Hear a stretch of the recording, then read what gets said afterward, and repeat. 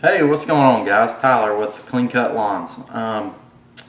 Today it's snowing outside, and I think we're getting a little more than what the weatherman called for. So I'm just sitting here in the office and was thinking about some things and thought I might could do a video on fertilization.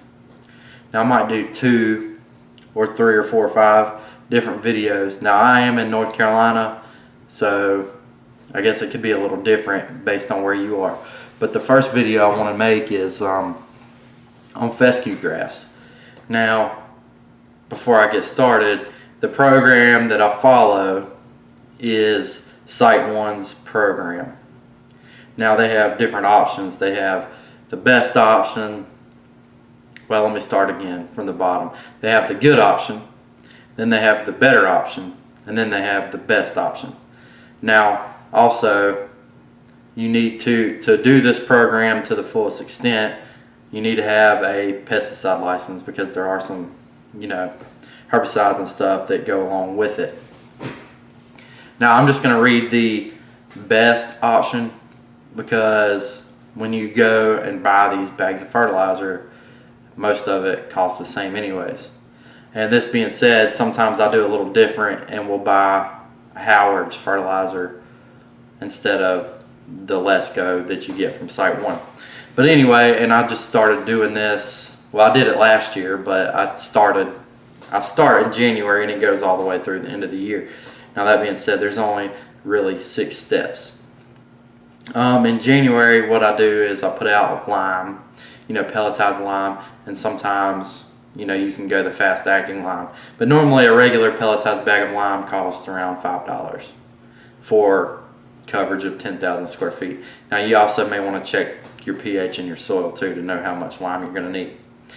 Now the second option, or the second step, not option, but the second step, this is where it requires a pesticide license, at least here in North Carolina. And the best option is a 1804 with dimension.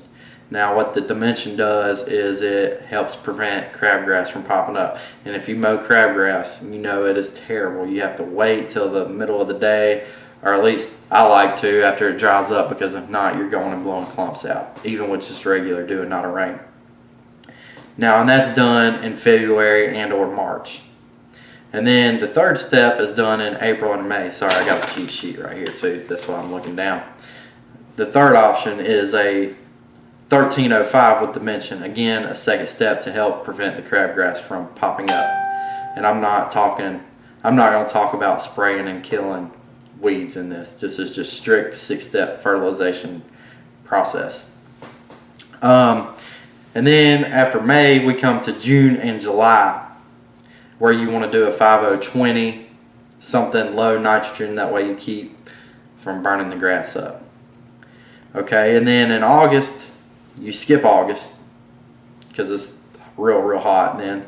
And then you get to September and October, where you want to aerate and then overseed and put down some starter fertilizer, which is like an 18, 24, 12, something higher in nitrogen.